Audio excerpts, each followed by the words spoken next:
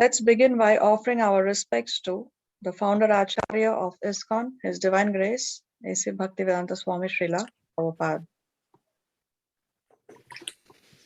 Hare Krishna, Krishna Krishna, Hare Hare, Hare Ram, Ram Ram.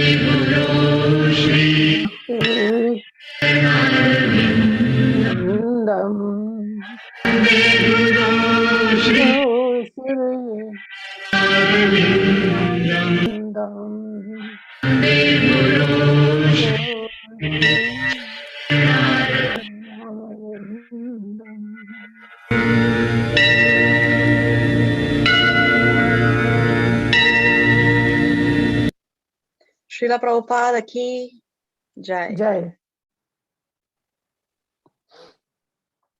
Okay, so what did we see in the previous class?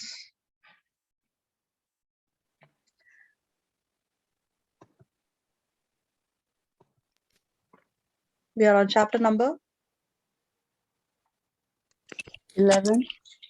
Universal chapter form. 11, yes, the universal form. So what did we see in the previous class? We saw from shloka 15 to 34.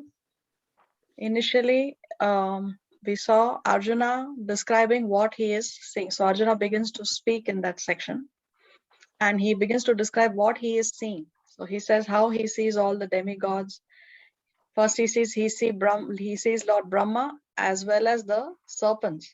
So he's seeing the top to bottom of the universe, because he described how Brahma is sitting on the topmost planet of the 14 planetary systems, and serpents like Vasuki, they reside in the last planetary system.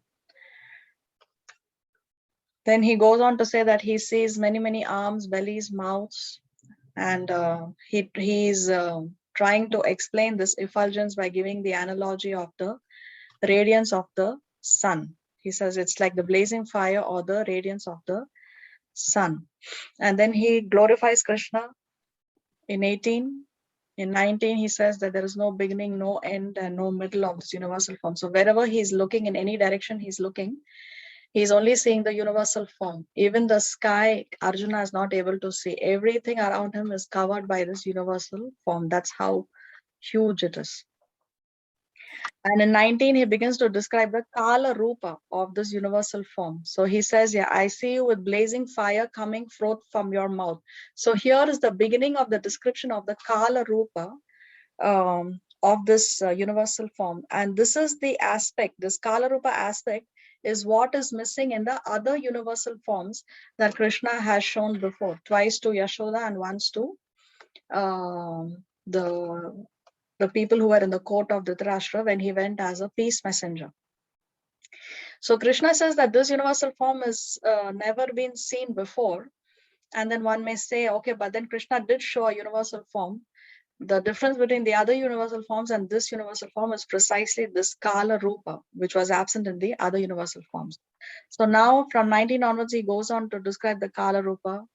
And then in 20, he describes how what is the effect of this Kala Rupa, of this universal form on the other planetary systems.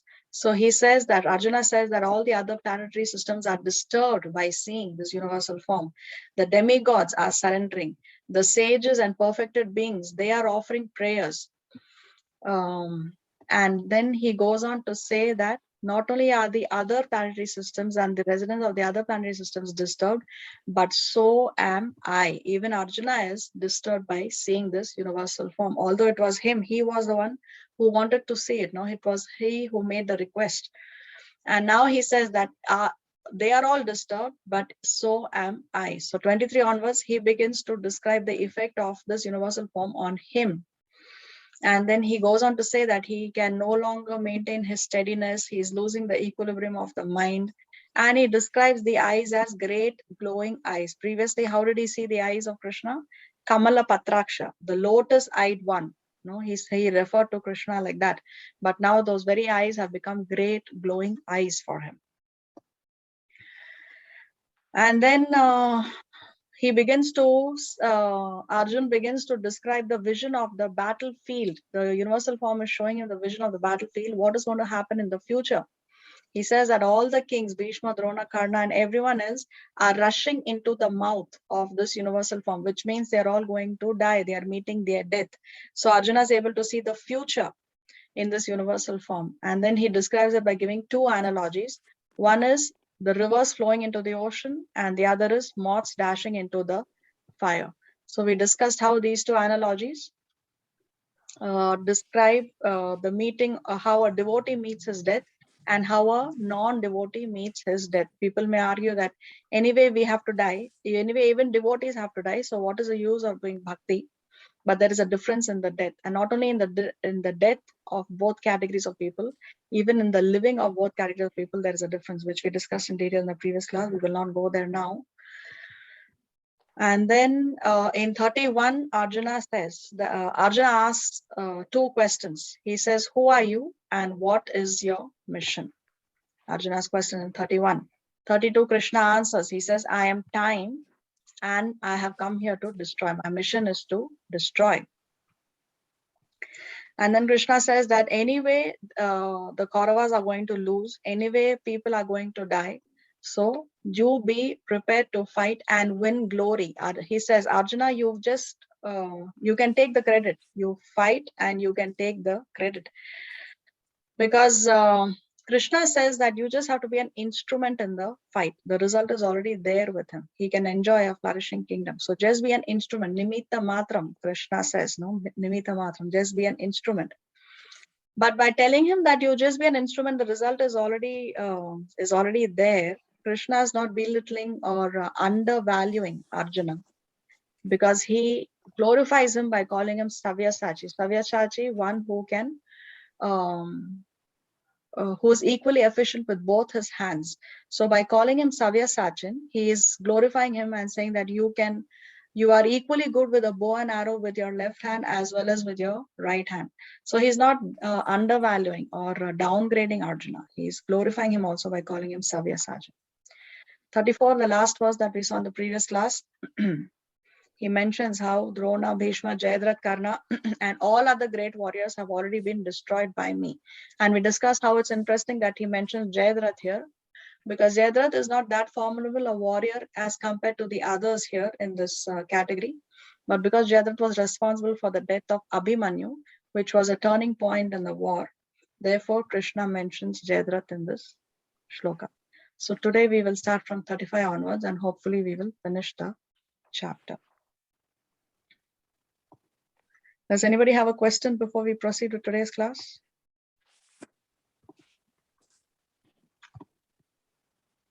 We need 2 volunteers to read. Who can read today? I can do one. Okay, Shreya, thank you. What would you like to read? Anything is fine for me. Okay. So translation? Yeah, let's go. Okay, and one more volunteer to read, please. Or I can do the other text. I want to read more today. Okay. So you can read both. Fine. Let's go for it then. Thank you so much. Can I read? Oh, Shreya has already No problem. taken up the Yeah, I slide. can do one and she can do the other if that's fine too. Okay, so Sri Hari Radha Mataji, you want to do the other text? Yeah, I can do the other text. She All can right. read. Thank you so much. Okay, Hare Okay, before we proceed, please repeat Om Namo Bhagavate Vasudevaya. Om Namo Om Namo Bhagavate Bhagavate Vasudevaya. Vasudevaya. Om Namo Bhagavate Vasudevaya. Om Om Namo Namo Bhagavate Bhagavate Bhagavate Vasudevaya. Vasudevaya. Vasudevaya. Om Bhagavate Namo Vasudevaya. Bhagavate Vasudevaya. Om Namo Om Om Namo Bhagavate Namo Bhagavate Vasudevaya. Vasudevaya. So let's read a summary of this section here.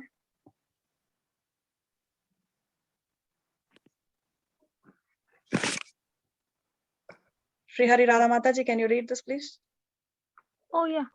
Arjun's prayers. Arjun trembling prayers to Krishna's universal form begs his forgiveness for having previously in ignorance treated the Lord as friend. Fearfully request him to regain his two-armed form as supreme personality of Godhead. Glorification, obeisances, apology, request. So Arjuna is offering prayers now to the universal form, and his prayers also go through different phases. So there is glorification, obeisances, apology, and then finally Arjuna's request. There are a total of 11 prayers that Arjuna offers in this section. So let's see them. Let's hear the shloka. Sanjay Uvacha एतच्छ्रुत्वा वचनं केशवस्य कृताञ्जलिर्वेपमानः किरीटी नमस्कृत्वा भूय एवाह कृष्णं सगद्गदं भीतभीतः प्रणम्य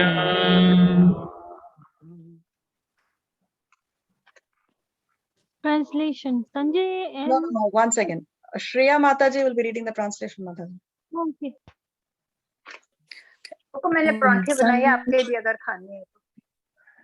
Sanjay said to Dhritarashtra, O king, after hearing these words from the Supreme Personality of Godhead, the trembling Arjuna offered obeisances with folded hands again and again. He fearfully spoke to Lord Krishna in a faltering voice as follows. So here Sanjaya speaks again, and he is describing the condition of Arjuna. What is Arjuna's condition? He says that he is vepamanaha. He is trembling. His voice is faltering. His voice is choking. Sa gadgadam, he says. And bhita bhita, he is very, very fearful. And in that fearful state, in this fate of body trembling and voice choking, he's offering prayers, he's offering obeisances. Kritanjali, his hands are folded, and pranamya, he's offering obeisances.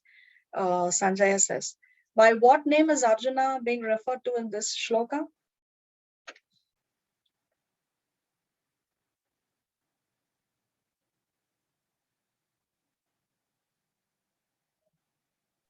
Kirti? Kiriti, yes, Kiriti. Kiriti, correct. Kiriti. So Kiriti is a name of Arjuna, which means one who wears the crown.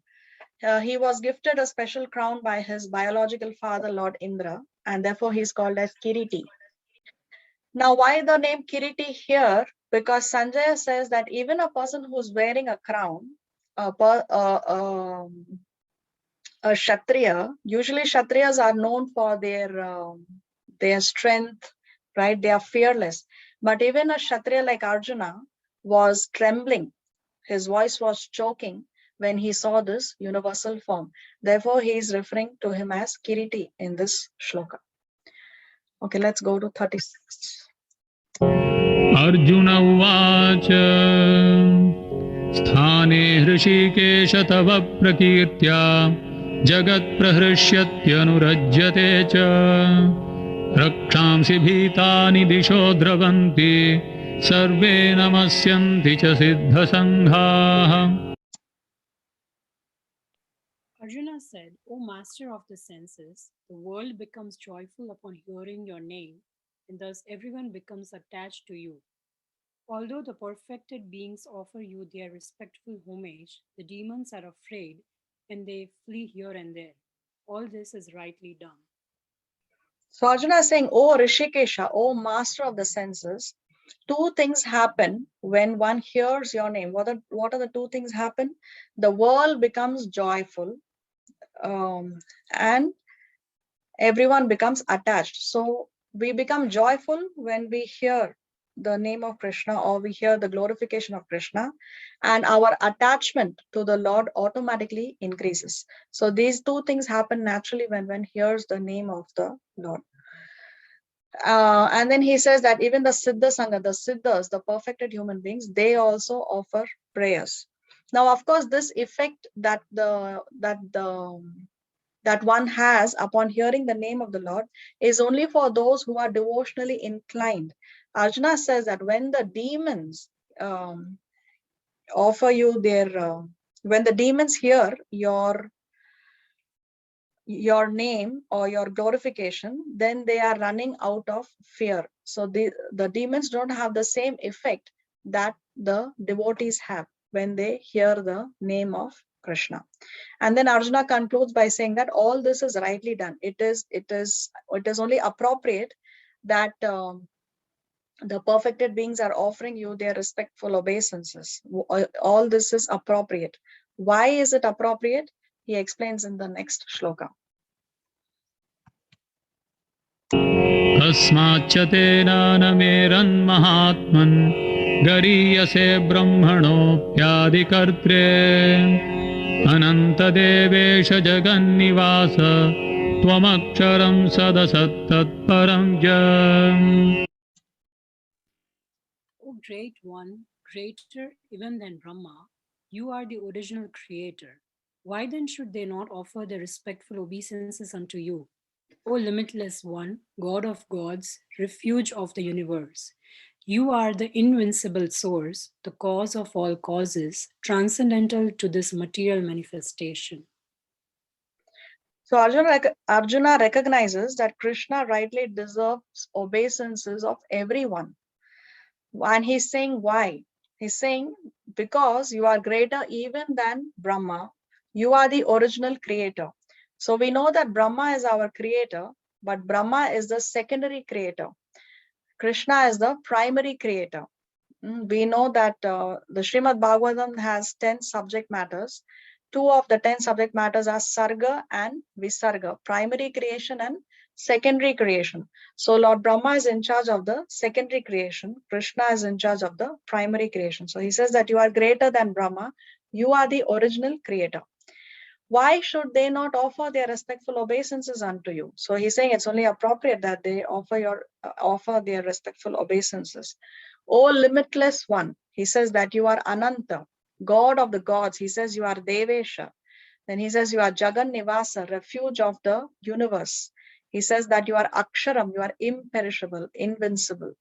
Then he says you are Sat Asat, you are the cause of all causes.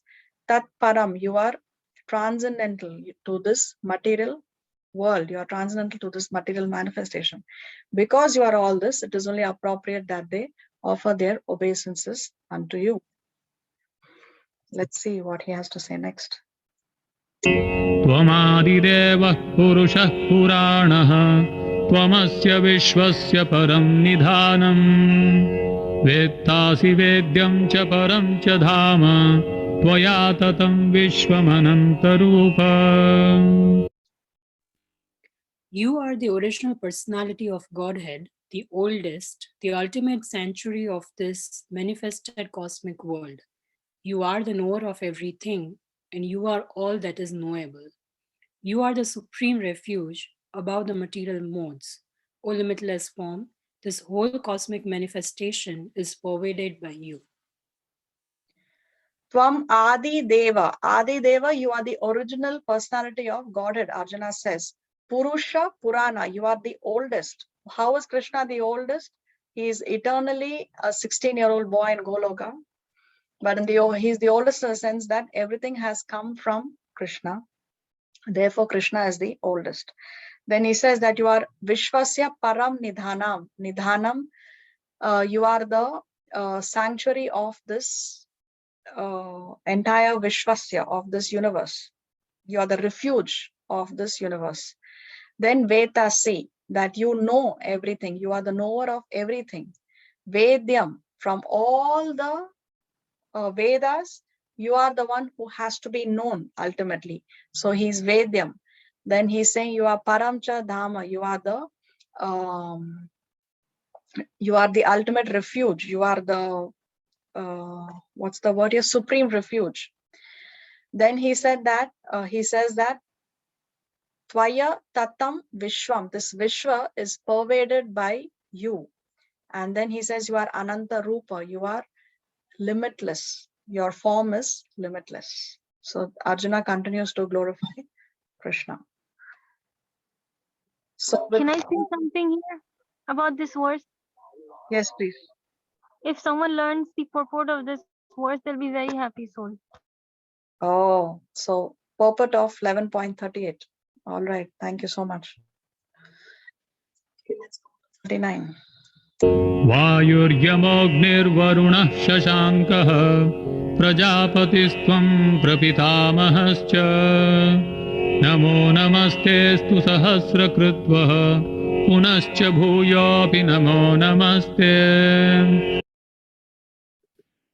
You are air and you are the supreme controller.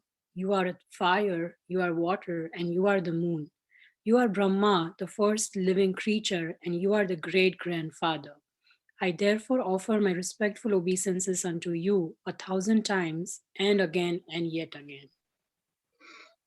So Arjuna says, you are air, Vayu, you are Yamo, you are the supreme controller, Agni, you are fire, Varuna, you are water, and Shashanka, you are the moon.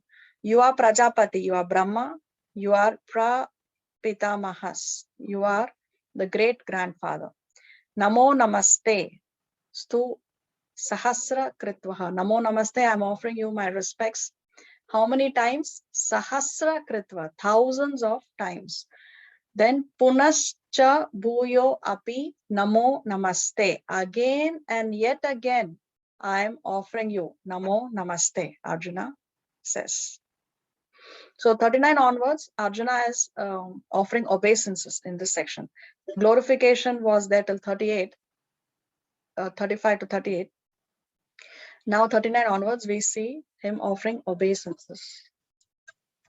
नमः पुरस्तादथ पृष्ठतस्ते नमोऽस्तु ते सर्वत एव सर्वम् अनन्तवीर्यामितविक्रमस्त्वं सर्वं समाप्नोषि ततोऽसि सर्वः. Obeisances to you from the front, from behind, and from all sides. O unbounded power, you are the master of limitless might. You are all pervading, and thus you are everything. In 39, Arjuna says that he's offering obeisances again and again. Now he's explaining where is he offering obeisances.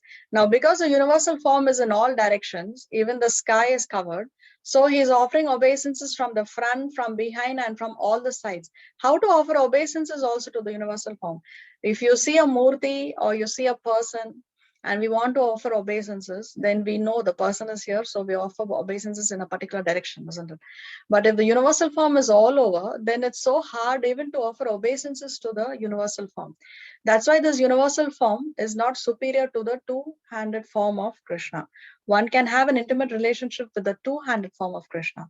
You cannot have an intimate relationship with the universal form. How will you embrace this universal form? It has so many thousands of arms, right? We want to offer something. We want to make an offering. How will we make the offering? Thousands of mouths this universal form has. So it's not possible to have an intimate relationship with this universal form. So see, Arjuna, he's finding it difficult even to offer obeisances. From which direction is he going to offer obeisances? So he's saying, I'm offering you from the front, from behind, from all the sides. Then he's saying that you are the master of limitless might. See, there are two words actually here. He's using the word Ananta Virya and Amita Vikramas. Ananta Virya, unlimited potency. Amita Vikrama, unlimited force, Arjuna says. And he says that you are Sarvam, you are covering everything. Therefore, you are everything. Because you are covering everything, therefore you are everything. So that's why he says Sarvam Samapnoshi Tato Si Sarva. Let's see 41. सखेति मत्वा प्रसभं यदुक्तं हे कृष्ण हे यादव हे सखेति अजानता महिमानं तवेदं मया प्रमादात् प्रणयेन वापि यच्चाहवासार्थमसत्कृतोऽसि विहारशय्यासनभोजनेषु एकोऽथवाप्यच्युत तत्समक्षं तत्क्षामये त्वामहमप्रमेयम्. Thinking of you as my friend, I've rashly addressed you, O Krishna, O Yadav, O my friend, not knowing your glory. Please forgive whatever I may have done in madness or in love. I've dishonored you many times, jesting as we relaxed, lay on the same bed, or sat or ate together, sometimes alone and sometimes in front of many friends. O infallible one, please excuse me for all those offenses. Okay, so the previous two verses, Arjuna was offering obeisances, respectful obeisances, 39 and 40. 41, 42, 43, 44, Arjuna is going to ask for forgiveness.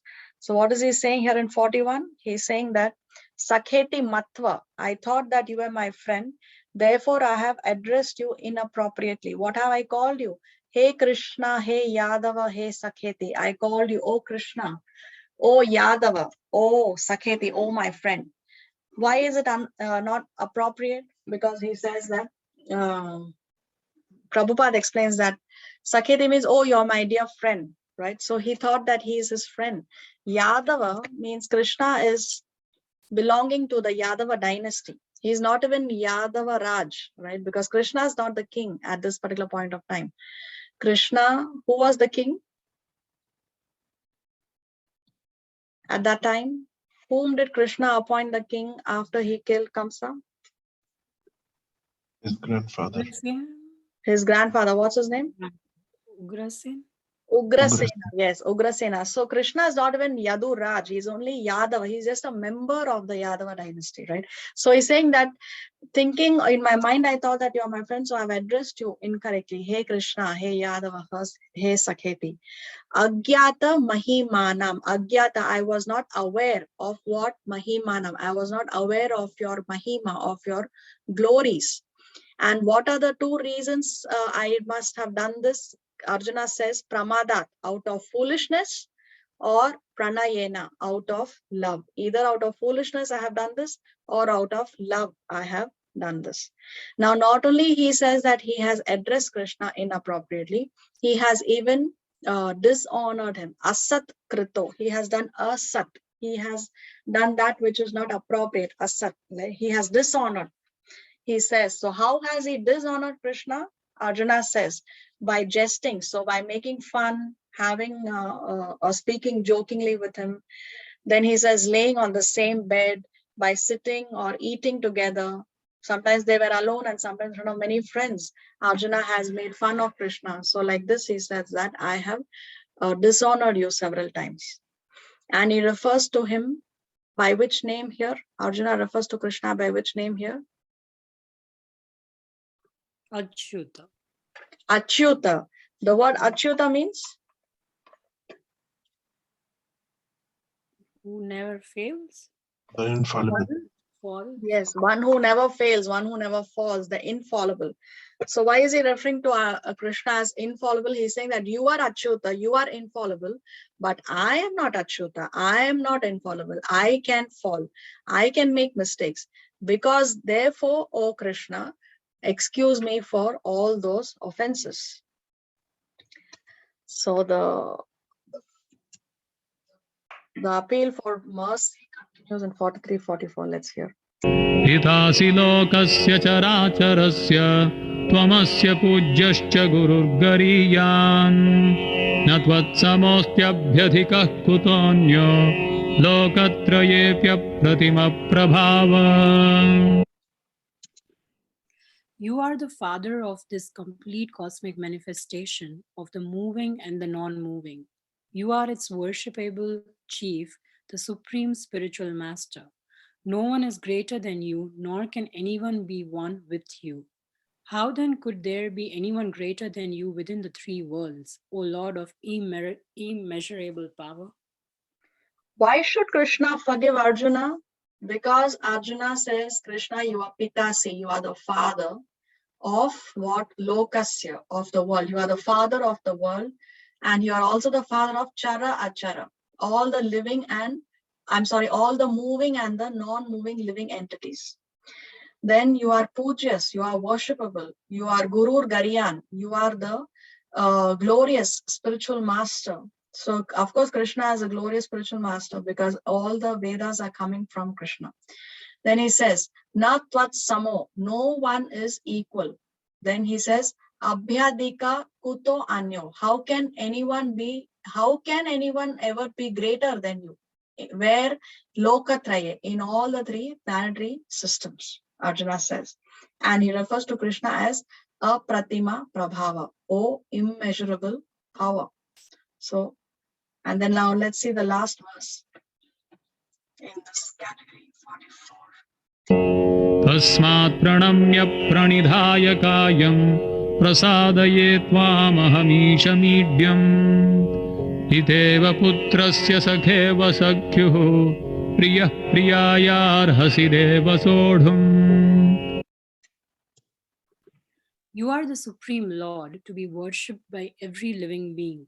Thus I fall down to offer you my respectful obeisances and ask your mercy. As a father tolerates the impudence of his son, a friend the impertinence of a friend, or a husband the familiarity of his wife, please tolerate the wrongs I may have done you. Tasmat, therefore, Arjuna says, Pranamya, I am offering my obeisances unto you. How? Pranidhaya kayam. Kaya means body. So he's saying, I am offering my obeisances unto you by laying down my body. And then Arjuna goes on to give 3 examples. So what are the 3 examples? He says, Piteva putrasya, just as how a father can forgive the wrongdoings of his son. Sakheva Sakhyu, a friend may forgive the wrongdoings of his other friend. And Priya Priyaya, how a loved one can forgive the wrongdoings of his lover.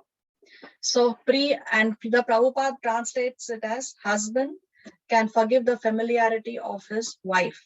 So one may ask, Priyaya is loved one, but where does it say husband and wife? So Priya in grammar refers to is used to refer to a male, and Priyaya refers to a female. And of course, when Arjuna is going to speak about a couple who love each other, who are beloveds, then he is going to give the example of a married couple. He's not going to talk about 2 people who are in an illicit relationship without marriage, right? So obviously it refers to husband and wife. So these are the 3 examples. Just as how the father may forgive the wrongdoings of his son, just as how a friend may forgive the wrongdoings of his friend, and the husband may forgive the wrongdoings of his wife. In the same way, O Krishna, you forgive the wrong things that I may have done to you. 45. अदृष्टपूर्वं हृषितोऽस्मि दृष्ट्वा भयेन च प्रव्यथितं मनो मे तदेव मे दर्शय देवरूपं प्रसीद देवेश जगन्निवास. After seeing this universal form, which I have never seen before, I am gladdened, but at the same time, my mind is disturbed with fear.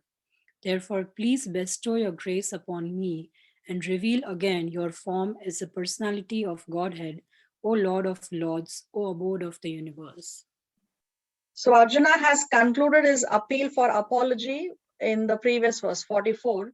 Now 45 and 46, 2 shlokas, he is going to make a request. What is this Arjuna's request? He says that, first of all, he says that after seeing this universal form, which I have never seen before, Adrishta Purvam. So Arjuna is repeating the same thing that Krishna has said before, Adrishta Purvam. This was not seen before. What has happened to Arjuna? Harshito. He is feeling very happy, but at the same time, his mind is very, very perturbed. Pravyatitam mana, he says, my mind is very, very disturbed. So therefore, now I request you, he's making a request, that please again show me, Darshaya, show me Deva Rupam, your form as the personality of Godhead. So now Arjuna is requesting him to show him the Deva Rupam. He does not want to see this Kala Rupa anymore because his mind is very, very perturbed, very disturbed. And then he calls him by the name Devesha and Jagan Nivasa. Devesha, Lord of the Lords, Jagan Nivasa, refuge of the universe.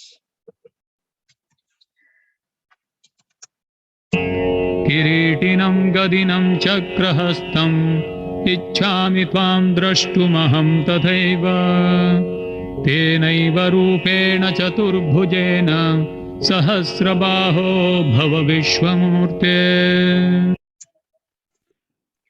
O universal form, O thousand-armed Lord, I wish to see you in your four-armed form, with helmeted head and with club, wheel, conch, and lotus flower in your hands. I long to see you in that form.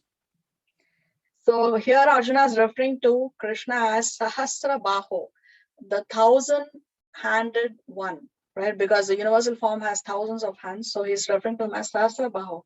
And he's saying that I want to see Rupena Chaturbhujena. I want to see the four-handed form of yours. In that four-handed form, what does Krishna carry? The club, the wheel, the conch, and the lotus flower.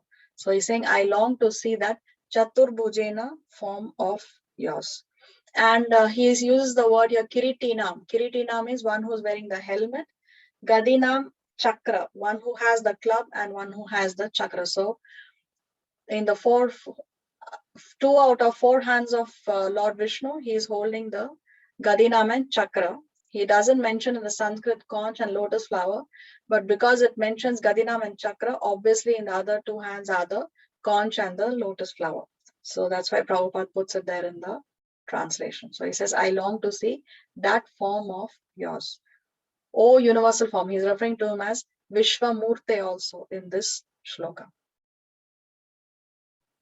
So with this, we come to the end of this section of Arjuna offering prayers. He has made the request, the last two verses 45 and 46 is Arjuna's request. Now Krishna is going to start to speak. So let's read this. Krishna withdraws his universal form. Krishna shows four-armed form. Finally shows two-armed form. Krishna's most wonderful two-armed form can be directly seen only by a pure, undivided devotional service. Only pure devotees see Krishna's two-armed form. Okay, so let's go to 47. श्रीभगवानुवाच मया प्रसन्नेन तवार्जुनेदं रूपं परं दर्शितमात्मयोगा तेजोमयं विश्वमनन्तमाद्यं यन्मे त्वदन्येन न दृष्टपूर्वम्. The Supreme Personality of Godhead said, My dear Arjuna, happily have I shown you, by my internal potency, the Supreme Universal Form within the material world. No one before you has ever seen this primal form, unlimited and full of glaring effulgence. So now Krishna is replying after Arjuna has made his request. Now for 3 shlokas, Krishna is going to give his response. So what is he saying? First of all, Maya Prasannena, I very happily showed you this universal form because it was Arjuna who requested to see this universal form. And say Krishna uses the word Atma Yogat. By my internal potency, I have shown you this form. So remember, Krishna was referred to by the name Yogeshwar and Mahayogeshwar by Arjuna and Sanjaya, meaning that he's a master of all mystic powers, or he's a supreme master of all mystic powers. So Krishna also is saying that by my Atma Yoga, by my internal potency, I have manifested this form. And this form is Tejomayam Vishwam Ananta Adyam, which is Tejomayam. It is full of effulgence and it is covering the entire Vishwam. It is covering the entire universe. This form is Anantam. It is unlimited and it is Adyam. It is original. It's not that somebody else has shown this before. It's not a copy paste or something like that. This form is Adyam. It is also original. And again, he says that besides you, Tvat Anyena Na drishta purvam. Nobody else has seen this previously. So this is like Krishna is teasing Arjuna. I very happily showed you this form. You wanted to see it, so I manifested it for you. So he's teasing him. So now let's see what Krishna has to say next. न वेदयज्ञाध्ययनैर्न दानैर्न च क्रियाभिर्न तपोभिरुग्रैः एवं रूपः शक्य अहं नृलोके द्रष्टुं त्वदन्येन कुरु Pravir. O best of the Kuru warriors, no one before you has ever seen this universal form of mine, for neither by studying the Vedas, nor by performing sacrifices, nor by charity, nor by pious activities, nor by severe penances can I be seen in this form in the material world. So Krishna says that I cannot be seen. This universal form of mine cannot be seen by such a way. What are the ways Krishna mentions? You cannot see me just by studying the Vedas. You can study the Vedas, one can become a very expert Sanskrit scholar, one may be very expert, he may know or memorize all the shlokas.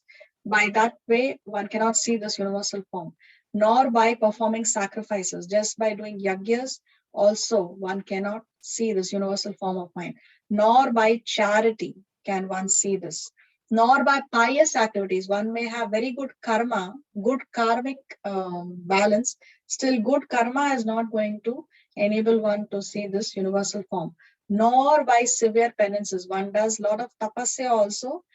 See that tapobir ugrai, so severe penances. Even by doing severe penances, one cannot see this universal form, Krishna says. 49.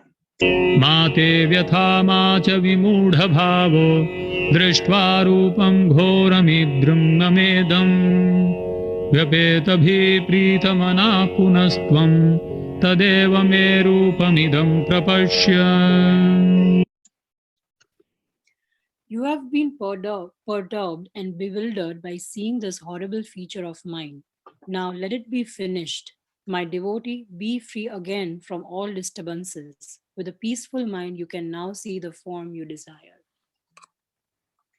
So see, Krishna is saying that by seeing this form, which nobody else can see, has seen before, he says that you have been perturbed and bewildered. So you are very disturbed by seeing this horrible feature of mine, by seeing this Kala Rupa, especially feature of mine. Arjuna is very, very perturbed, very, very disturbed. So he's saying, therefore, now let it be finished. My devotee, Krishna says, be free again from all disturbances. Now, Krishna does not want to see his devotee perturbed, disturbed, mentally imbalanced. That's not what Krishna wants for his devotee. So he's saying, okay, now let all that be finished. You again see the form that you desire to see.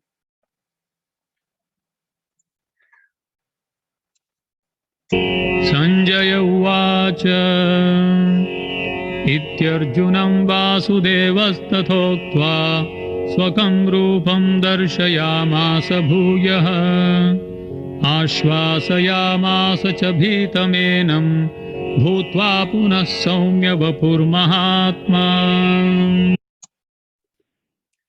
Sanjaya said to Dhritarashtra, the Supreme Personality of Godhead Krishna, having spoken thus to Arjuna, displayed his real four-armed form and at last showed his two-armed form, thus encouraging the fearful Arjuna.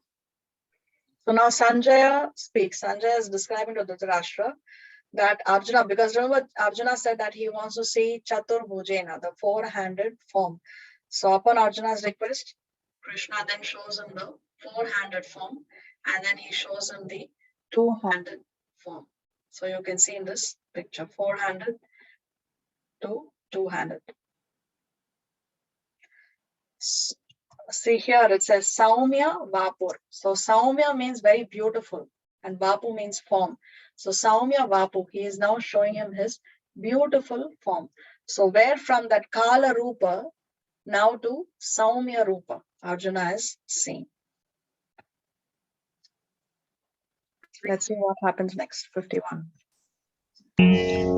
Arjuna Uvacha दृष्ट्वेदं मानुषं रूपं तव सौम्यं जनार्दन इदानीमस्मि संवृत्तः सचेताः प्रकृतिं गतः. When Arjuna thus saw Krishna in his original form, he said, O Janardana, seeing this human-like form so very beautiful, I am now composed in mind and am restored to my original nature. Why are you leaving it? Eat it. 1 second. You are eating. You are sitting and eating. I told you. Okay. So when Arjuna has seen Krishna in his original form, he says, "O Janardana," seeing this human-like form. So see that word human-like form. The form looks like that of a human being, but it is not like that of any other ordinary human being. When Krishna descends to the material realm, even though it appears that he looks like an ordinary human being, still that body of Krishna is completely transcendental. It is completely spiritual. Krishna's body, even when he comes to the material world, is not a material body like our body. So it's a human-like form.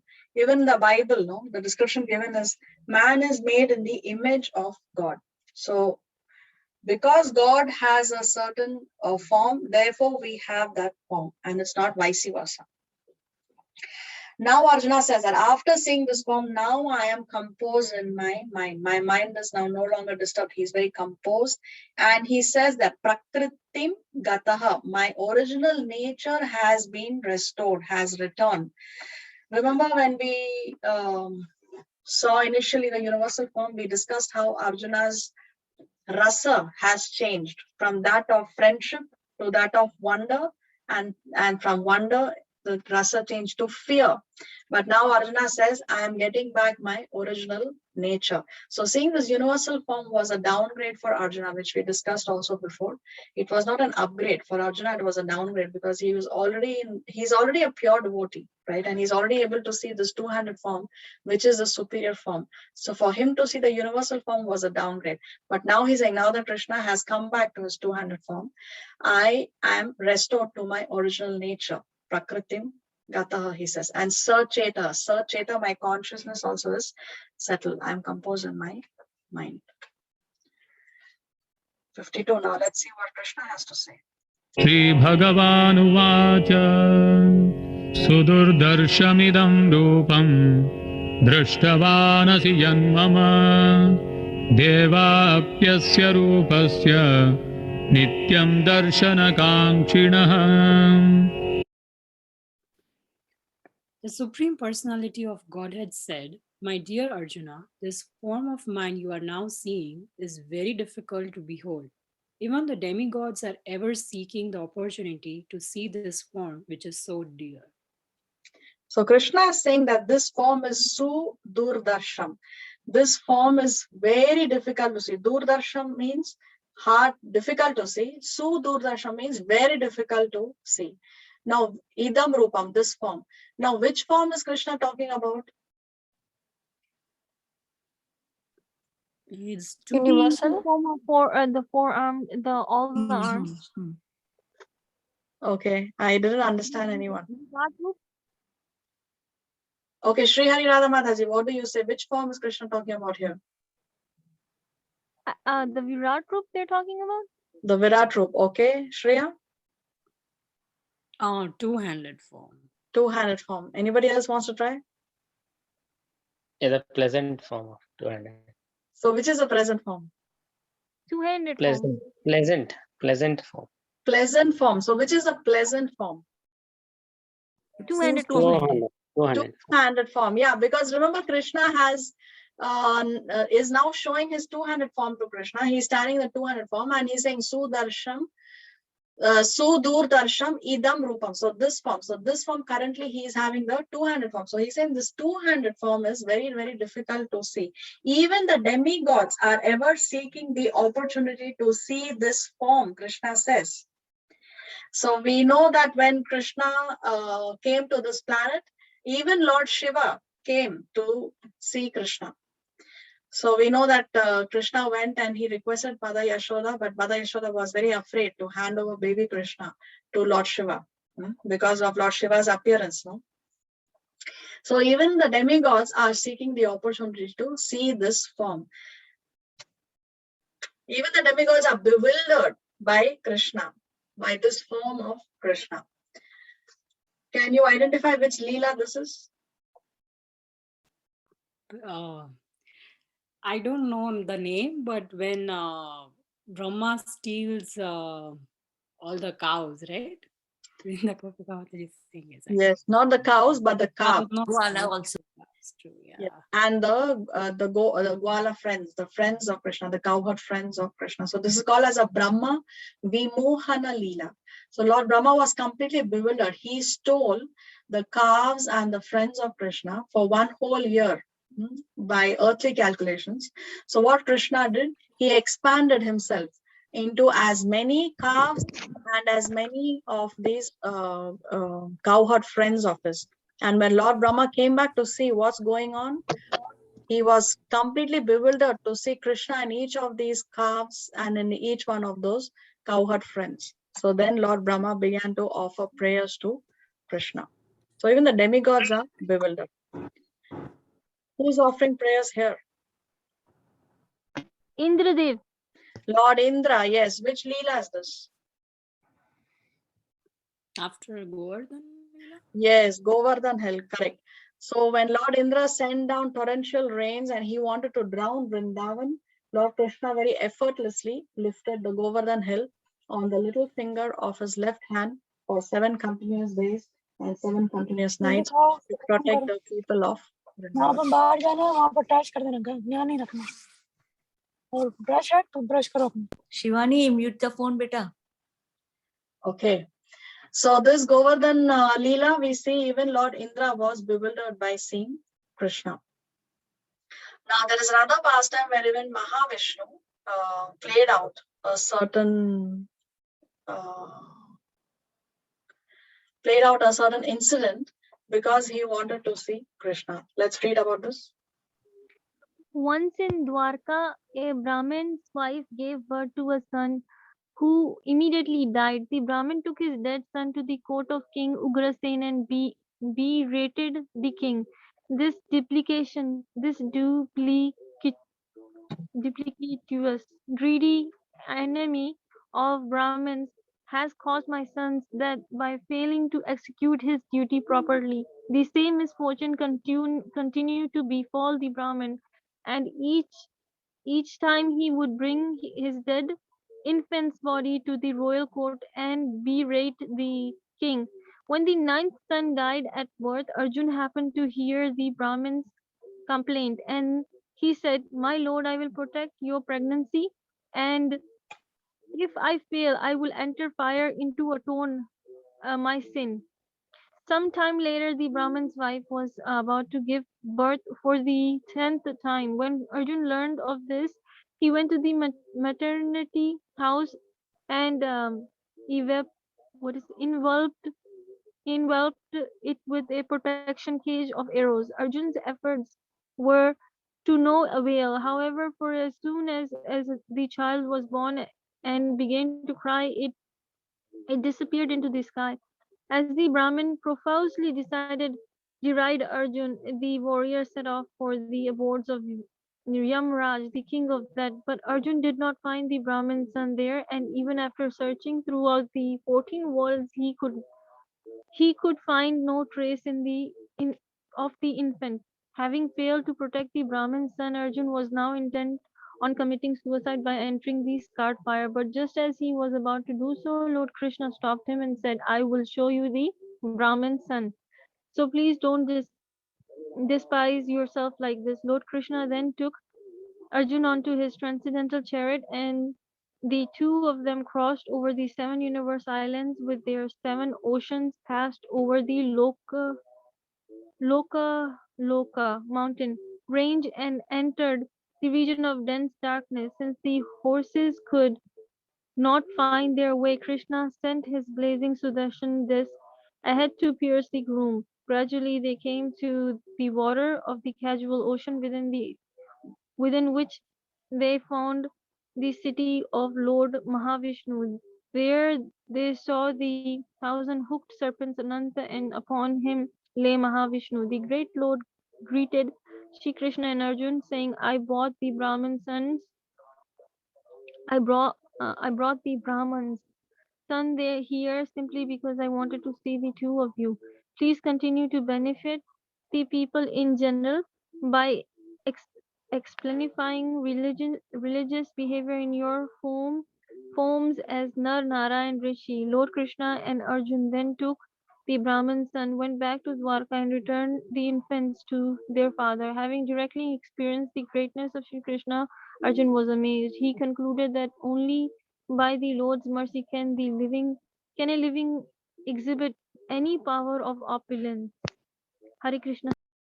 So you see, even Mahavishnu, he says that I brought the Brahman sons here only because I wanted to see the two of you. Okay. Why are we discussing all this? Is because Krishna said that even the demigods are ever seeking the opportunity to see this form. So that's the reason why we have discussed these pastimes. Vrinda Gopika Mataji, you said something? I was saying something. This is from Krishna book, right? Because one day I was reading Krishna book like 2 days before, and this came, and it's like described in detail that Arjuna, even like for a moment, he started praying to demigods because he couldn't bring back those sons, but then that failed too. Okay. Yeah, it's from Beautifully Krishna book. described. Yes. Yeah. Okay, let's go to 53. Naham vedaiर्न tapasa न दानेन च यज्ञया शक्य एवं विधो द्रष्टुं दृष्टवानसि मां यथा. The form you are seeing with your transcendental eyes cannot be understood simply by studying the Vedas, nor by undergoing serious penances, nor by charity, nor by worship. It is not by these means that one can see me as I am. See, here Krishna is glorifying bhakti by using negatives, by saying that you cannot see me by studying the Vedas, you cannot see me by doing serious penances, you cannot see me just by charity, you cannot see me just by worship. Here, worship specifically refers to the yagyas which one does to get different material benefits. Okay, karma kanda rituals. So Krishna is here glorifying bhakti by using negatives, that you cannot get me by just simply by studying the Vedas, simply by undergoing penances, simply by charity, or simply by worship. Okay, that doesn't mean that we don't do this at all. Okay, if we do this in a standalone mode without bringing in the bhakti angle, or without putting our heart in it, then just by doing these activities, we cannot understand Krishna. But of course, Vaishnavas, they read the Shastra, they do penances. What kind of penances the Vaishnavas do? For example, today's Ekadasi in this part of the world. So following Ekadasi also is a penance, right? We fast on Ekadasi or on Janmashtami on other important days. Nor by charity. Vaishnavas, they do give charity, but charity is given to the appropriate person at the right time, at the right place, nor by worship. So Vaishnavas also worship. But Krishna is saying that if you only do these things, simply do only these things, reading the Vedas, penances, charity, because even Karna was very charitable, right? But he did not understand Krishna in the right way. For example, when Krishna went to Karna, he personally told Karna that give up Duryodhan and you join Yudhishthir. But Karna came up with his own philosophy, which he thought is right, is dharma. For Karna, he said, no, dharma is that I cannot abandon Duryodhan, who is my friend, who helped me when I was in need. Now, Krishna is the father of religion. Who can know religion or dharma better than Krishna? But Karna did not accept Krishna's offer. So even Karna was very charitable, but he did not understand Krishna. Penances, even Hiranyakashipu did a lot of penances. No, he was standing on one foot with his arms raised high. His body was eaten by ants. Hardly there was any flesh. It was just a bag of bones that was left on his body. So much tapasya Hiranyakashipu also did. But he did not understand the Lord. Studying the Vedas, there is this person in the Chaitanya Leela called Keshava Kashmiri. He was also a Pandit. He was very, very learned in the Shastras, but even he did not understand Lord Chaitanya. So just by doing these things, all these things, Krishna uses the negatives. Krishna says that one cannot understand me. So he's glorifying bhakti by using negatives in this verse. Let's take this question. The Bhagavad Gita 11.52 states that the form of Krishna is very difficult to see. This may raise the question, but wasn't he seen by all the people present when he performed his pastimes? Wasn't seeing him easy for them? Hare Krishna. So how to answer this? Krishna says it's very difficult for people to see this 200 form. But when Krishna was there, even Duryodhan saw him. All the others very easily saw him. So how to answer this question? Anyone who's acquainted with love of Krishna and Kripa Krishna and Krishna, like the devotee who has in his eyes acquainted with love for Krishna, they can see him actually. And you Yes. need Guru and Krishna Kripa as well. And you also need Vaishnava's Kripa as well. And you also have to have Shuddha devotional service. Very Radha humble, Rani ki jai ho. Correct. humble than the straw in the mouth. Yes, exactly. So did Duryodhan say Krishna or did not say Krishna? Duryodhan saw Krishna, but the form that he saw of Krishna was not, he didn't see Krishna with devotion. So he saw, but he did not see. Yes. Let's read this. Absolutely right. Yes. Okay. Let's read this. Very nice. The Bhagavad Gita 11.52 states that the form of Krishna is very difficult to see. Oh, did I read this already? Yeah, we have to read the answer now. One may get to see the Lord, but may not get to understand the significance of having the darshan of the Lord, and that is why it almost as if not having seen the Lord only. Therefore, it is important that one sees the Lord with understanding. Hare Krishna. So one may see the Lord, but will not understand the significance of seeing the Lord. So one does not see the Lord with understanding. For example, if there is this person who's not educated, he's living in a remote village and he has no idea who is the president of the country. He has no knowledge about it. And the president of the country visits the village and he sees him and he greets him.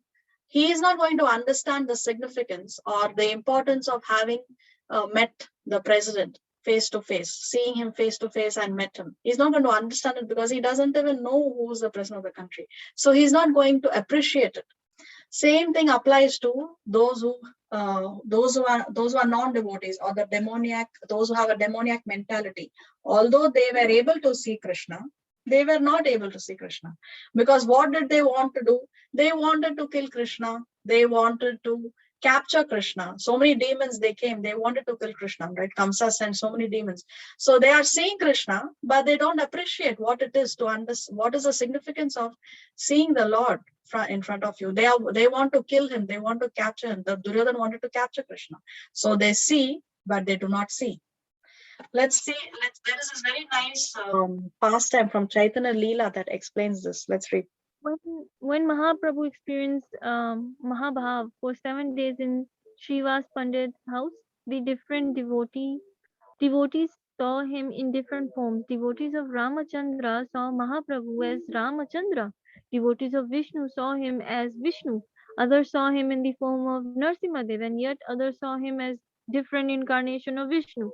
In that gathering, Mahaprabhu restricted Mukund, the Prabhu, because of mixing with the Mayavadi impersonal.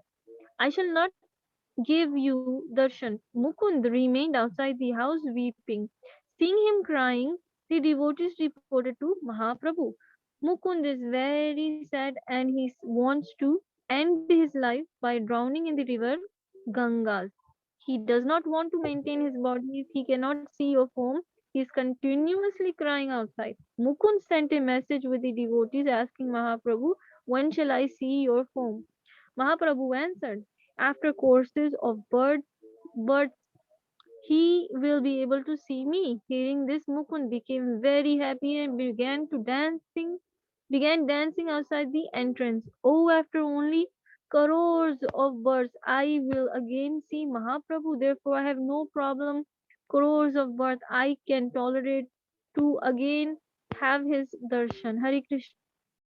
So see, during the 7 day stay in Srivas Pandit's house, Mahaprabhu, he was showing like different devotees were seeing him according to their devotion. No? Those who were devotees of Lord Ram, they were seeing Mahaprabhu as Lord Ramachandra, and like that, Narsimha Dev, Vishnu, like this.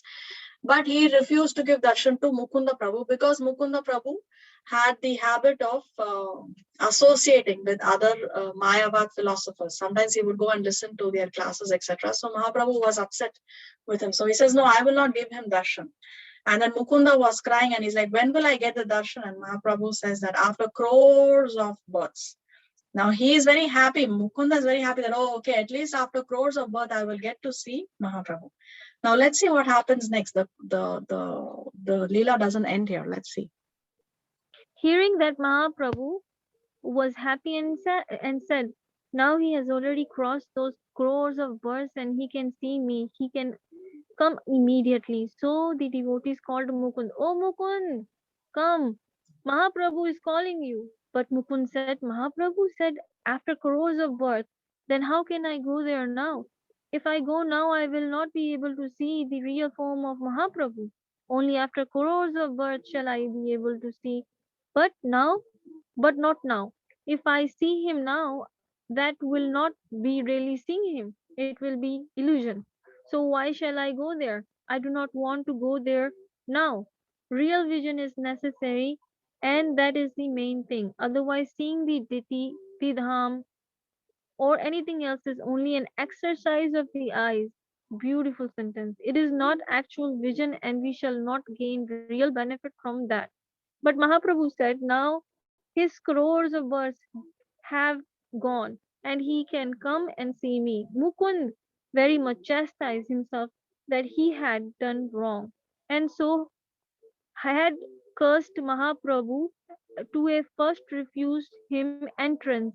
Mahaprabhu then showed his real form to him. The main thing is that without devotion and transcendental knowledge, we can neither see the real Vrindavan Dham nor the real Nam, Roop, Gun, and Leela, form, name, form, qualities, and pastimes of the Lord. All these transcendental, therefore, we cannot see them with our modern eyes. That is the main thing. Hare Krishna. So see, then Mahaprabhu said, okay, let him come and he can see me immediately. That, but Mukunda said that, but Mahaprabhu said, I can see him only after crores of birth. Even if I go in and even if I see him now, I will not be really seeing him. It will only be an illusion for me. So see, this is the real seeing which we are talking about. Real vision is necessary, he says, that otherwise it's not the actual vision. No? So one may visit a dham, one may go to a holy place, one may go to Vrindavan, but if one is seeing from the material angle of vision, then we are not going to understand the dham. We see the deity, sometimes we see the deity and one may think that, oh, this is just stone or wood or metal. So you're not looking at it from the right angle of vision, right? So somebody may see, but may not actually see. This reading is so beautiful. We should be sent this and we should laminate and keep it in front of our eyes. This is really pretty. Whatever I read. Yes. Jai Ho. Jai. Okay. So devotion grants vision through comprehension. When we do devotional service, then we understand and then we can see with the right attitude. Let's go to 54. भक्त्या त्वनन्यया शक्य अहमेवं विधोऽर्जुन ज्ञातुं द्रष्टुं च तत्त्वेन प्रवेष्टुं च परन्तप. My dear Arjuna, only by undivided devotional service can I be understood as I am, standing before you, and can thus be seen directly. Only in this way can you enter into the mysteries of my understanding. See, previously Krishna said how one cannot understand me. So here he's saying how one can understand me. How? By bhaktya tva ananyaya, by undivided devotional service. By pure bhakti only one can understand Krishna. Now, let's try to remember the flow of what is going on. 52, in verse number 52, Krishna said that even the demigods are hankering to see this form of mine. 53, he explains how I cannot be understood by all these things. So he gives some negative, like I cannot be understood by charity, by reading the Vedas. So like that, he gives 4 things. That was in 53. Now in 54, he says, okay, I cannot be seen by the previous ways, but how can I be seen? I can be seen by undivided devotional service. Now, to do this undivided devotional service, how we have to do this Ananya Bhakti, how we can do this undivided devotional service, that Krishna explains in the last verse of this chapter, 55. So let us see. Before that. So Krishna says that I can be understood by undivided devotional service. So we see that Krishna is beyond the range of the head, because Krishna says that I cannot be understood just by reading the Vedas, right? So he is beyond the range of the head, but he is not beyond the reach of the heart. So if we involve the heart in all our activities, whether it is charity or good karmas or worshipping or reading the scriptures, then we can understand Krishna. So we have to involve the heart. And involving the heart means to render devotional service to the Lord. Where there is love, there is devotional service. Without service, there cannot be love. I mean, there cannot be two people and the man tells the wife, I love you, and the wife tells the man, I love you too. But neither is the wife serving the husband, nor is the husband serving the wife. The husband doesn't work, he's at home. The wife doesn't want to serve the husband in any way. So then I mean, okay, if you love someone, then you have to show it. No? The mother loves the child, the mother serves the child in so many ways. So where there is love, there has to be service. So yes, if we involve the heart in our activities, then we can understand Krishna. So for that, we have to engage in devotional service. That's why Krishna says Ananya Bhakti. Lord Chaitanya was appreciated by Rupa Goswami as the most munificent man of charity.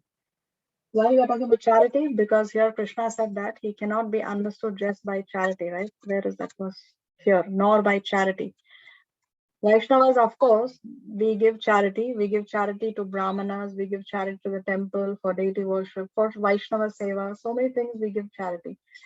So, but the most munificent man of charity was Lord Chaitanya. What is the greatest charitable thing that Lord Chaitanya did? Hare Krishna Mahamantra ki jai. Yes, Hare Krishna Mahamantra ki jai. He gave out the Hare Krishna Mahamantra openly so that anyone can chant them irrespective of time, place, and circumstances. Previously, there were so many rules and regulations to chant this mantra, but Lord Chaitanya Mahaprabhu, he is even more merciful than Krishna. Without any conditions, no rules and regulations, he has given this mantra openly for everyone to chant and benefit. So therefore, he is the most munificent man of charity. Now let's come to the last verse of this chapter. Matkarma krit matparamo madbhaktas sangavarjitah nirvairah sarvabhuteshu yah samameti pandava. Om Tatsaditi Srimad Bhagawad Gita Upanishadsu Brahma Vidyayam Yoga Shastre Shri Krishna Arjuna Samvade Vishwarupa Darshana Yogo Nama Ekadashodhyayah. My dear Arjuna, he who engages in my pure devotional service, free from the contaminations of fruitive activities and mental speculation, he who works for me, who makes me the supreme goal of his life, and who is friendly to every living being, he certainly comes to me. So this 55, this verse 55 of chapter 11, Srila Prabhupada says that this is the sum and substance of the Bhagavad Gita. Here Krishna is explaining how we can do Ananya Bhakti. And he's giving 5 very potent, very powerful instructions in this last verse. What are the 5 instructions of Krishna? He says, Mat Karma Krin. First instruction, Mat Karma Krin. Engage in doing my work, Krishna says, which means that we have to work with the mentality that Krishna is the supreme owner. So we should not be attached to the results. The results are with Krishna. So we have to be engaged in doing Krishna's work. We are only his puppets or his instruments. So Mat Karma Krin, Krishna says. Second, Mat Parama. Consider me to be the supreme. He is the supreme destination. Now we may have so many other goals in our life. Now as we live, there are so many intermediary goals that we may have. Job, careers, children, family, relationships, so many other intermediary goals we may have. But we must always remember what is the supreme goal of this human life. In pursuing our intermediary, it's okay to pursue our other secondary goals, intermediary goals during our lifetime. That's fine. But we should not be so absorbed with these intermediary goals that we forget that Krishna is the supreme goal, that we forget that the goal of this human life is to realize God. So we have to always remember, always keep the supreme goal as the supreme goal. Don't let that take a secondary position or a third position or the 100th position in our life. Let that always be the supreme goal. Other secondary goals, it's fine that we have to pursue during a lifetime, but we should not be so absorbed in it that we forget what is the primary goal. So Krishna says, Mat Paramo. Third, Mat Bhakta. Engage in my devotional service. So we have 9 items of devotional service: Shravanam, Kirtanam, Vishnu Smaranam. Like that, there are 9 items which we have discussed before. So Mat Bhakta, engage in my devotional service, Krishna says.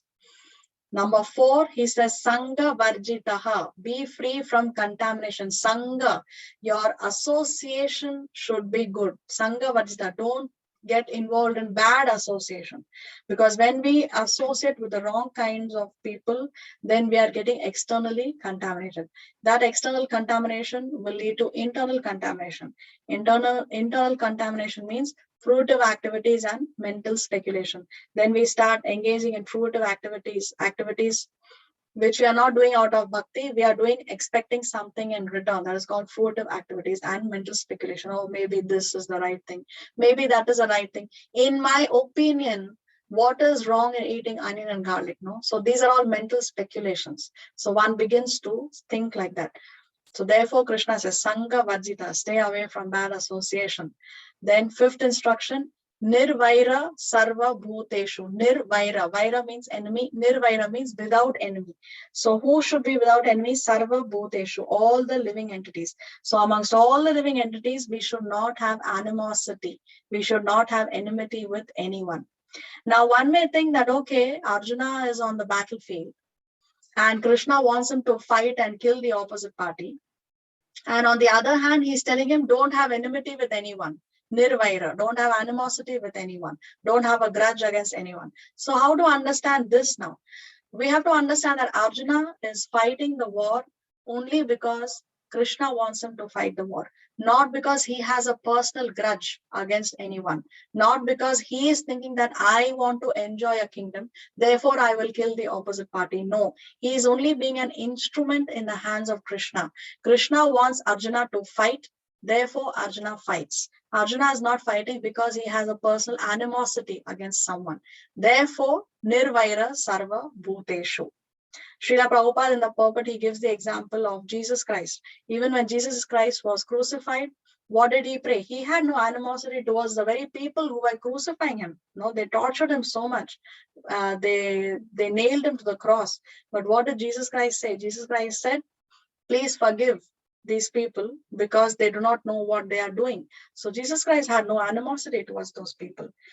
Then Prabhupada gives the example of Prahlad Maharaj. His father Hiranyakashipu tortured Prahlad so much, so many different ways he tried to kill him. No, in so many cruel ways he tried to kill him, but still Prahlad was not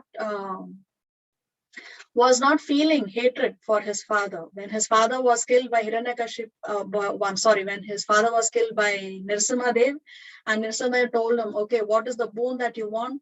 Prahlad said that I request that my father is liberated. He asked for the liberation of his father. So he had no animosity, he had no grudge in his heart against his father. And even Haridas Thakur was beaten in 22 marketplaces by the Qazi.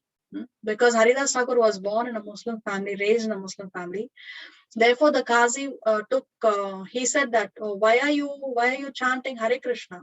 Because Haridas Thakur raised to the level of becoming the Nama Acharya. Every day he was chanting 300,000 names of God. So therefore, the Qazi had a problem with it. And he told Haridas Thakur that you stop chanting the name of Krishna, otherwise you will be beaten in 22 marketplaces. And just one beating, a few lashes is enough to bring about the death of a person. It is so bad. And Haridas Thakur was whipped in 22 marketplaces. And still Haridas Thakur did not die, obviously because he has the blessing of Lord Chaitanya Mahaprabhu. But then finally the guards who were whipping him, mostly they started to cry and they said that if you don't die, then the Qazi is going to kill us. So then Haridas Thakur, he took mercy on these people who were whipping him, because he didn't want the Qazi to kill these people who's whipping him. And therefore he faked his own death. He acted as though he is dead, and then they thought that he is dead and they threw him in the waters. So even Haridas Thakur had no animosity towards the very people who were whipping him in these 22 marketplaces. Like that, a devotee, he is nirvaira. He has no enemy amongst all these other living entities, sarva bhuteshu. The goal of life is to get back to Krishna. It's not to get back at others. Oh, you did this to me, and now I'm going to get back at you. I will show you what it means to mess with me. That's not the attitude of a devotee, because that's not the goal of life. The goal of life is not to get back at others. These things are trivial. It doesn't matter. The goal of life is we want to get back to Krishna. Okay, let's read about these 5 instructions here. Krishna herein gives Arjun 5 powerful instructions on how to render pure devotional service. By executing these 5 instructions, a devotee can be carried to the Lord. Srila Prabhupada discussed each in his purport. Bhakti number 1 must be performed purely. Mat Bhaktaya. The devotee must fully engage in the 9-folded process of devotional service. The only goal is Krishna's service with no desire for attainments of this world. Number 2, Bhakti must be free from karma and jnana, sangha virajitaha. A devotee should not associate with persons who are against Krishna, and they should not become attracted to things other than pure devotion. A devotee at the same time should not be envious of those who are inimical, because the karma of such a person has awarded him that mentality. We should remain disentangled from such a person's karma. 3. The work of bhaktas must be for Krishna. Mat karma krit. A devotee should use his energy fully in Krishna's service while remaining detached from the fruits of his work. Number 4, Krishna must be the goal of life. Mat paramaha. The devotee should remain unattracted to both heavenly and impersonal destinations. Number 5, the devotee must be friendly to all. Nirvahara. He must compassionately desire to give Krishna consciousness to others. Hare Krishna. So let's see the conclusion of the chapter. In chapter 7, Krishna described himself as the Supreme Lord and that he can see everything in this world as an expansion of his energy. In chapter 9, Krishna again explained that the Supreme Lord, everything comes from him and should be seen in relationship to him. Krishna concluded chapter 9 by saying everyone, regardless of birth, should worship him with devotion. Next, in chapter 10, Krishna explained his opulences and described Aham sarvasya prabhaha mattaha sarvam paravartate. Everything emanates from him. At the end of chapter 10, Krishna stated, Ekam sena stitoho jagatah. The universe is sustained, supported, and provided by me. After explaining this confidential knowledge to Arjun, Krishna proves his words by displaying his universal form before Arjun, Sanjay, and demigods. Krishna thus establishes the future criteria for those claiming to be God. Chaitanya Mahaprabhu, who is the Supreme Lord, also showed his universal form at the home of Srivas Thakur to Advaita Acharya amongst others. Hare Krishna.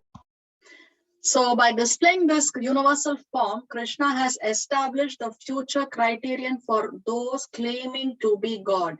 Anybody who says that he is God should be able to show the universal form. Krishna said that he is the supreme personality of Godhead. Krishna said that aham sarvasya prabhavo, everything emanates from me, right? So Krishna said it, but he also showed the universal form. He proved it also.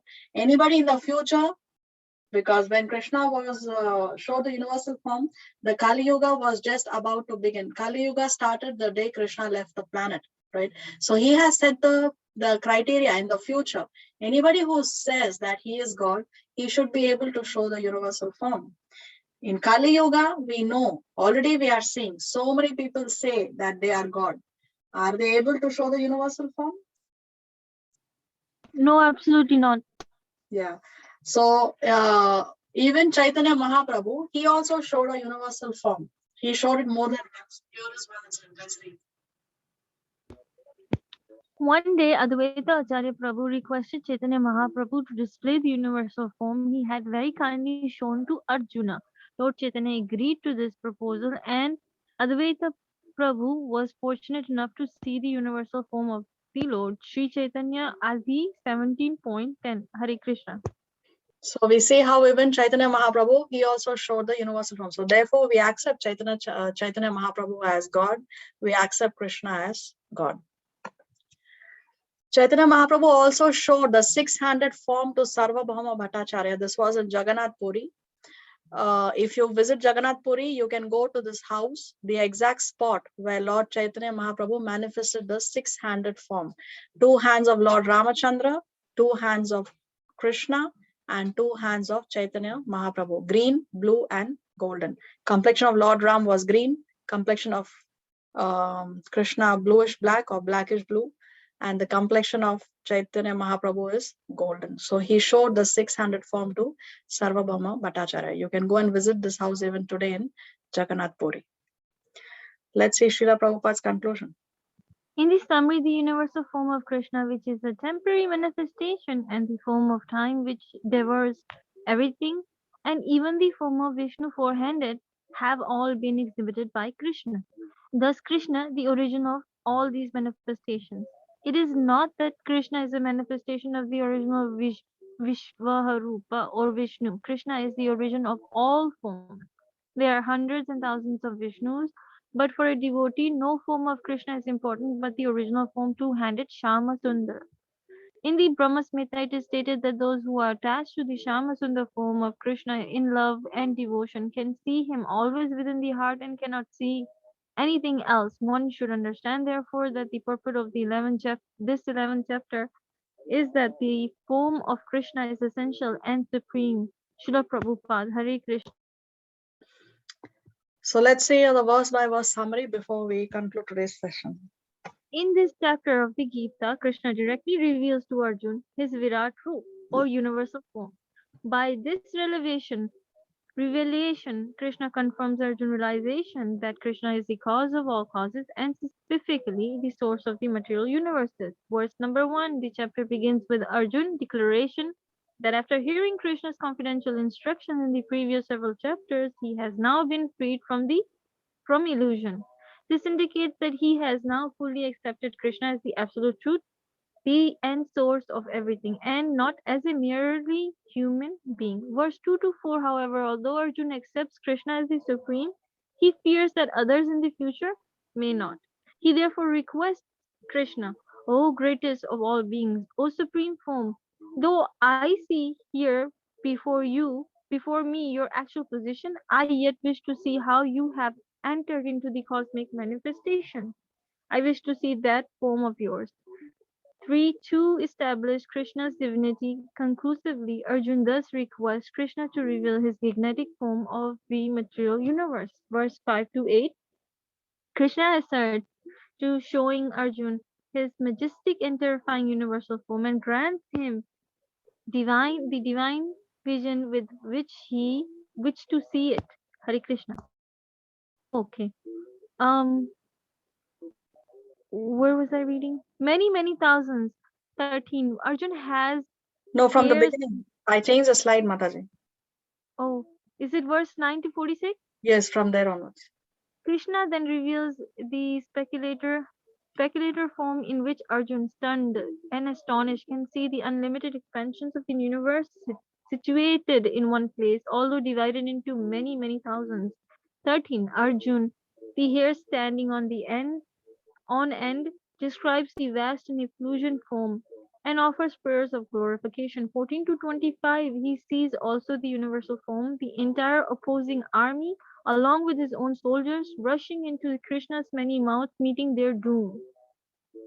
Verses 26 to 30, Arjun then urgently implores Krishna to explain the great form. Verse 31, in reply, Krishna informs Arjun that according to his plan, nearly all the soldiers present will be slain in the battle. Although this plan will ultimately be executed with or without Arjun's participation, Arjun should act as Krishna's instrument in the great fight, and thus he is assured of victory. Thus be assured of victory. Verse 32 to 34. Arjun overwhelmed glorifies Krishna as the original master, the refugee of the universe, and the causes of all causes. Verses 35 to 40. And he begs Krishna to forgive him for his familiar dealings with in the past. Verses 41 to 44. Distributed. By vision of Krishna's universal form, Arjun then entreats Krishna to return to his four-armed Narayan form. 45 to 46 verses 47 to 51. After informing Arjun that he, Arjun, was the first person ever to have seen this universal form, verse 47 to 48, Krishna resumes his four-armed form and then finally his original two-armed form, thus specifying Arjun, verse 49 to 51. Verses 50 to 53, Krishna then explains that his beautiful two-armed form is inconceivable even to the demigods and is beyond understanding by Vedic study, penance, charity, and worship. Verses 54 to 55, Krishna concludes the chapter declaring that his transcendental personal human-like form can be directly understood only by pure devotional service, bhakti, and that pure bhakti devotees who are friendly to every living entity attains his internal association. Okay, so with this, by the mercy of Guru and Krishna, by the mercy of Srila Prabhupada and Krishna, we come to the end of chapter number 11. Srila Prabhupada ki Jai. जय thank you माता जी जी श्री नाम माता जी की जय वांचकल्पतरुभ्यश्च कृपा सिन्धुभ्यो च पतितानां पावनेभ्यो वैष्णवेभ्यो नमो नमः श्रील प्रभुपाद श्रील गुरुदेव की जय श्री भागवत गीता की जय थैंक यू माता जी कोटि कोटि दंडवत प्रणाम Thank you. Hare Krishna Mataji, I was dying to say this when you were talking about the Haridas Thakur, about he was getting whipped in this many bazaars. You know how Nityananda also didn't retaliate Jagai Magai when he got bottled on his head and he was bleeding. Yes, yes, exactly, correct. Even Lord Nityananda, yes. Okay, very nice. Okay, I wanted to let me share the screen because previous class we had this question on whether Bhishma Dev felt pain, and then Divya said that he had a boon from Lord Krishna and he did not feel the pain. I don't know, do we have Divya with us today? Is Divya there? Okay, we don't know. All right, so anyway, here, coming to the question, Yes, ma'am. respect you're here. Okay, so we have Shastric evidence to what you said, to back what you said. So anyway, in the Mahabharata, I went to the Veda base and I read up the chapter. And this incident, of course, happened after the war. Yudhishthir was feeling very heavy. He was feeling responsible for the death of so many people. And therefore, he was not, no matter who convinced him, he was not able to overcome his grief. So then Krishna suggested that Why don't you go and speak to Bhishma Dev? Bhishma Dev will be able to help you on this. And then they all, after Yudhishthira is crowned king, they all go to Bhishma Dev, who's still on the bed of arrows, and Krishna tells him that you please speak to, Krishna tells Bhishma Dev that you please speak to Yudhishthira. So that time, Bhishma Dev says, we'll just read a few parts because of the time factor. See here, Bhishma Dev says, "O Keshava, I am in too much pain." So he says that he is in pain. "I am weak and I can barely speak. My strength is leaving me and my understanding is clouded. I can hardly discern anything. I think it is only through your power that I live at all." So Bhishma Dev is saying that I am not able to speak because I'm feeling very weak and I can hardly speak. So how can I speak to Yudhishthira? He says that I am in too much pain, right? So Bhishma is feeling pain at that particular point of time. But then Krishna, he wanted Bhishma Dev to instruct Yudhishthira before he departs. So then Krishna says, regarding your pain, here now the boon I will grant you out of love. From now until you die, you will be free of pain, hunger, thirst, and bewilderment. Your perception and memory will remain unclouded, and your mind will be peaceful.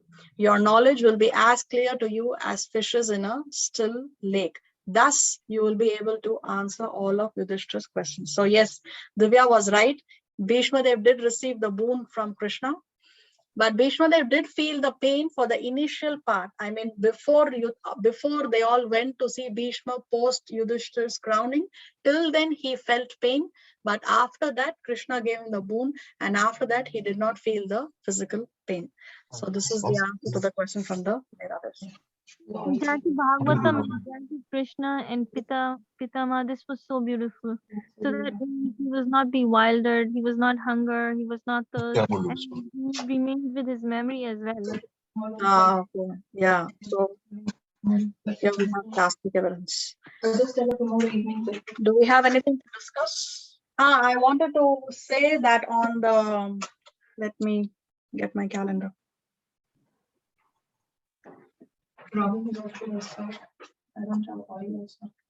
The last Saturday of the month of March, the 26th of March, we will be having a joint class with His Grace Prabhu Nirantara Dasa. Remember, he summarized, when we did the first 6 chapters of the Gita, he summarized them for us in a special class.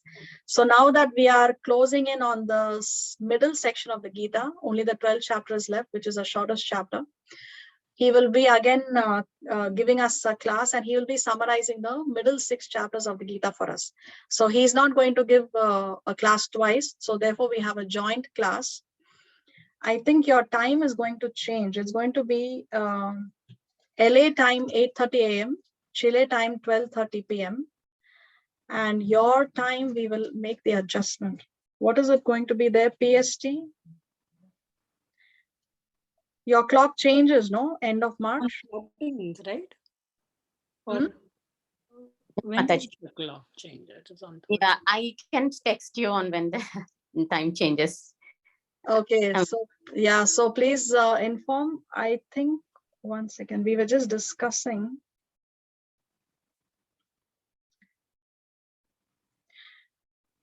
Because he told me sometime end of March, his clock would change. Yes, Mataji, I googled it and it says Sunday, March 13th. Okay. So for you, I think it will be 8:30 a.m. PST time, 9 p.m. IST time, and 12:30 p.m. Santiago time. This is the only time that suits all both the batches, because if we do the evening time for us here, the current time in India is going to be like 3 or 4 a.m. It's not suitable for those who are in India. Slot 1 mostly has people from India. So this will be a special joint class at this particular time. So please make a note on the 26th of March. Okay. So he will be giving class for an hour or so. And 1 hour before that, we will have our regular class. After that, he will take over for the second 1 hour. Okay. Anyway, when the time comes, I will inform. We still have 1 month. What was that? No, I was just asking, can you tell us the time again so I can just write it down? Yeah, it will be on the 26th of March, 8:30 a.m. PST. Okay. All right. Anything else we need to discuss? And what is going to be Edmonton time, Mataji? Okay, Edmonton time. What is the time there? What is the current time there, Mataji? 2:48 in the afternoon. 2:48. Let's see 1 second. Oh, Edmonton time also changes, right? Is Edmonton PST Yes. or what? A mountain time. Okay. So if it's 8:30 PST, Okay, I can check it. EST time, Mataji? so if it's 8:30, 1 second. We need an app actually. Does anybody have the app, time converter app? Yes, Mataji. So I think it is it's 1 hour after the PST time. So if it is So- 8:30 PST, Edmonton time would be 9:30 PST, and EST would be 11:30 EST. Vinda Kopika Mataji, it would be 11:30 for us. 11:30. Yeah, we are behind. Okay, so Yes. Edmonton would be For 9:30. Mataji, it would be 9:30. 9:30 in the morning. Yeah, 9:30 So, in the morning. you join. Yeah, okay. Mataji, I got registered for that 18 chapter course. Oh, very nice. When are you starting? Yeah, When is the course beginning? 2nd March. 2nd March. Okay, 18 days, right? Yeah. 18 days, and it was 950 rupees for the registration. Okay. So I registered it. So I'm Okay. looking forward to those 18 days. Right. Yeah, really looking. This is all, Mataji, for your efforts that I have started Jai taking interest Ho! in Gita. Jai, I'm very glad. So please share your lessons with us also, Mataji, so we can also learn along with you. If I'm going to ask them if they have the recording, then I will definitely share the recording with you all. Okay. But Okay. I don't know, that ISKCON in Delhi was very, very polite, nice. They said, just pay the money and we will do the registration for you. They're so accommodating, so polite. Jai, So I'm really looking forward to it now.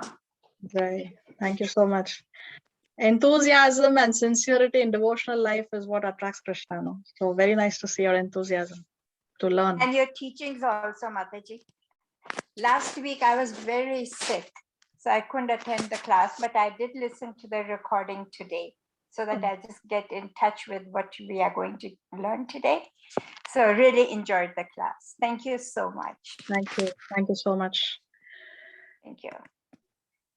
All right. Anything else we need to discuss before we log off? No, Mataji, thank you. Just checking. March 26, 12:30 Chile time is 11:30 Eastern time and 8:30 a.m. Pacific time. Let's go. Okay. Mataji, write down in a note so it's easy for everybody. When the date is come, 26 before 2-3 days, so that it's easy for everybody.